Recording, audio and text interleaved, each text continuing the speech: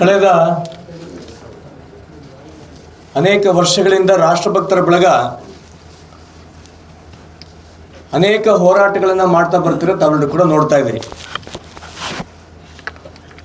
ಅದು ಪರಿಸರ ಸಂಬಂಧಪಟ್ಟಂಗಿರ್ಬೋದು, ಶಿವಮೊಗ್ಗ ನಗರದ ಅನೇಕ ಸಮಸ್ಯೆಗಳನ್ನ ವಿಚಾರವಾಗಿ ಅನೇಕ ಹೋರಾಟಗಳನ್ನು ಮಾಡ್ತಾ ಬರ್ತಾ ಇದ್ದೀವಿ. ಅದರಲ್ಲಿ ಯಶಸ್ಸನ್ನು ಕೂಡ ನಾವು ಕಾಣ್ತಾ ಬರ್ತಾ ಇದ್ದೀವಿ. ಇದಕ್ಕೆ ಸಂಬಂಧಪಟ್ಟಂಗೆ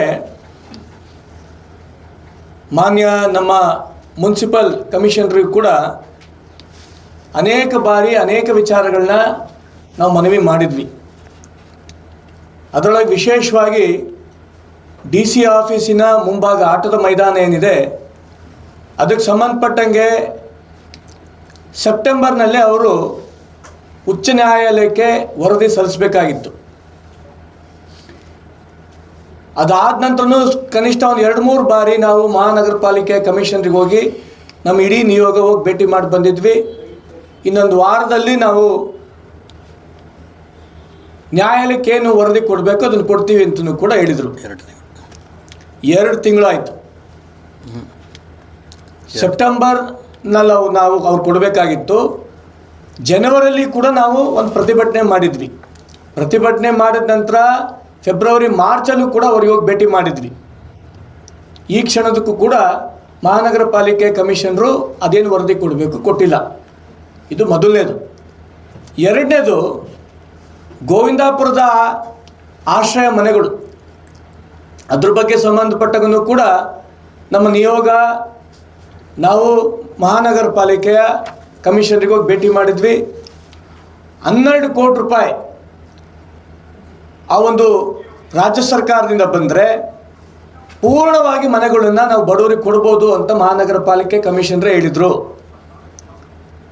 ವಸತಿ ಸಚಿವರಾದಂಥ ಮಾನ್ಯ ಜಮೀರ್ ಅಹಮದ್ ಅವರು ಕೂಡ ಬಂದು ಶಿವಮೊಗ್ಗ ನಗರಕ್ಕೆ ಬಂದು ತಕ್ಷಣ ನಾನು ಬೆಂಗಳೂರಿಗೆ ಹೋಗ್ತಿದ್ದಂಗೆ ಆ 12 ಕೋಟಿ ರೂಪಾಯಿ ನಾವು ರಿಲೀಸ್ ಕೂಡ ಮಾಡ್ತೀವಿ ಅಂತ ಹೇಳಿದರು.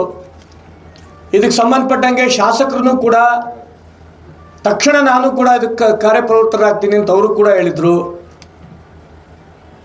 ಮಹಾನಗರ ಪಾಲಿಕೆ ಕಮಿಷನರು ಉಸ್ತುವಾರಿ ಸಚಿವರಿಗೆ ಭೇಟಿ ಮಾಡಿ ತಕ್ಷಣ ಅದಕ್ಕೆ ಬೇಕಾದಂಥ 12 ಕೋಟಿ ರೂಪಾಯಿ ಬಿಡುಗಡೆ ನಾವು ಮಾಡಿಸ್ತೀವಿ ಅಂತಲೂ ಕೂಡ ಮಹಾನಗರ ಪಾಲಿಕೆ ಕಮಿಷನರ್ ಹೇಳಿದರು. 6 ತಿಂಗಳಾಗಿ ಎಷ್ಟು ಸಮಯ ಆದ್ರೂ ಕೂಡ ಈ ಕ್ಷಣದೊಳಗೂ ಕೂಡ ಒಂದು ನಮ್ಮ DC ಆಫೀಸಿನ ಆಟದ ಮೈದಾನನೂ ಕೂಡ ಅದು ಹಾಗೆ ಉಳಿದಿದೆ. ಎರಡನೇದು, ಆಶ್ರಯ ಬಡಾವಣೆ ಮನೆಗಳು ಕೂಡ ಅದೇ ರೀತಿ ಉಳಿದಿದೆ. ಫೆಬ್ರವರಿ 4ನೇ ತಾರೀಕು ನಮ್ಮ ಇಡೀ ತಂಡ ಏನು ಮಳಿಗೆಗಳು, ಶಿವಪ್ಪನಾಯಕ ಮಳಿಗೆ ಇರ್ಬೋದು, ಗಾರ್ಡನ್ ಏರಿಯಾ ಮಳಿಗೆಗಳು ಇರ್ಬೋದು,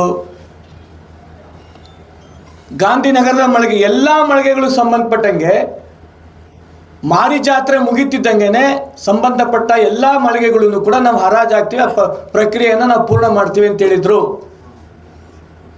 ಮಾರಿ ಹಬ್ಬ ಮುಗ್ದು ಯುಗಾದಿ ಹಬ್ಬ ಮುಗಿದ್ರೂ ಕೂಡ ಈ ಕ್ಷಣದವರೆಗೂ ಕೂಡ ಒಂದೇ ಒಂದು ಮಳಿಗೆನೂ ಕೂಡ ಯಾರಿಗೂ ಕೂಡ ಅಲಾಟ್ಮೆಂಟ್ ಮಾಡಿಲ್ಲ. ನಾವೀಗ ರಾಷ್ಟ್ರಭಕ್ತ ಬಳಗದಿಂದ ಒಂದು ತೀರ್ಮಾನ ನಾವು ಮಾಡಿದ್ದೀವಿ.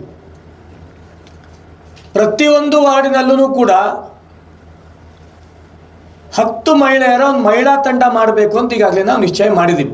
ಪ್ರತಿಯೊಂದು ವಾರ್ಡಿನಲ್ಲಿ ಕೂಡ ಮಹಿಳಾ ಘಟಕ, ಆ ಒಂದು ಮಹಿಳಾ ಘಟಕದಲ್ಲಿ ಅಧ್ಯಕ್ಷರು, ಪ್ರಧಾನ ಕಾರ್ಯದರ್ಶಿ, ಉಪಾಧ್ಯಕ್ಷರು ಮತ್ತು ಸದಸ್ಯರುಗಳೆಲ್ಲ ಒಳಗೊಂಡಂತೆ 10 ತಂಡದ ಮಹಿಳಾ ತಂಡ ಒಂದೊಂದು ವಾರ್ಡಲ್ಲೂ ಕೂಡ ನಾವು ಮಾಡಬೇಕು ಅಂತ ಈಗಾಗಲೇ ನಾವು ನಿಶ್ಚಯ ಮಾಡಿದ್ದೀವಿ.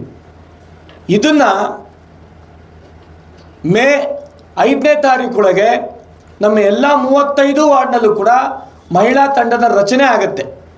ರಚನೆ ಆಗಿ ಮೇ 15ನೇ ತಾರೀಕುವರೆಗೂ ಮತ್ತೊಮ್ಮೆ ನಾವು ಮಹಾನಗರ ಪಾಲಿಕೆ ಕಮಿಷನರಿಗೆ ನಾವು ಗಡುವು ಕೊಡ್ತಾ ಇದ್ದೀವಿ. ಆಶ್ರಯ ಮನೆ ಇರ್ಬೋದು, DC ಕಚೇರಿಯ ಮುಂಭಾಗದ ಆಟದ ಮೈದಾನ ಇರ್ಬೋದು. ಮೂರನೇದು, ಎಲ್ಲ ಮಳಿಗೆಗಳಿಗೆ ಸಂಬಂಧಪಟ್ಟಂಥ ಅಲಾಟ್ಮೆಂಟ್ ಇರ್ಬೋದು. ಈ ಮೂರನ್ನೂ ಕೂಡ ಮೇ 15ನೇ ತಾರೀಕೊಳಗೆ ಮಹಾನಗರ ಪಾಲಿಕೆ ಕಮಿಷನರು ಮಾಡಿಲ್ಲ ಅಂತಾಯಿತು ಅಂದರೆ ಮತ್ತೊಮ್ಮೆ ಒಂದು ಉಗ್ರವಾದಂಥ ಹೋರಾಟ ರಾಷ್ಟ್ರಭಕ್ತರ ಬಳಗದಿಂದ ನಾವು ಮಾಡೋರಿದ್ದೀವಿ. ಈ ಬಾರಿ ಈ ಒಂದು ಹೋರಾಟ ಕೇವಲ ಒಂದು ಹೋರಾಟಕ್ಕೆ ಮಾತ್ರ ಸೀಮಿತ ಆಗದಲ್ಲೇ ತಾರ್ಕಿಕ ಅಂತ್ಯಕ್ಕೆ ತಗೊಳ್ಳುವಂಥ ವಿಚಾರವಾಗಿ ನಾವೆಲ್ಲರೂ ಕೂಡ ಪ್ರಮುಖರು ಸೇರ್ಕೊಂಡು ಏನು ಮಾಡಬೇಕು ಅಂತ ಮುಂದಿನ ದಿನಗಳಲ್ಲಿ ಮತ್ತೆ ತೀರ್ಮಾನ ಮಾಡ್ತೀವಿ. ಹಾಗಾಗಿ ಈ ಒಂದು ಸಂದರ್ಭದಲ್ಲಿ ಮಹಾನಗರ ಪಾಲಿಕೆ ಕಮಿಷನಿಗೆ ಮತ್ತೊಮ್ಮೆ ಹೇಳ್ತಾ ಇದ್ದೀವಿ, ಮೇ 15ನೇ ತಾರೀಕುವರೆಗೂ ನಿಮಗೆ ಗಡುವು ಕೊಟ್ಟಿದ್ದೀವಿ.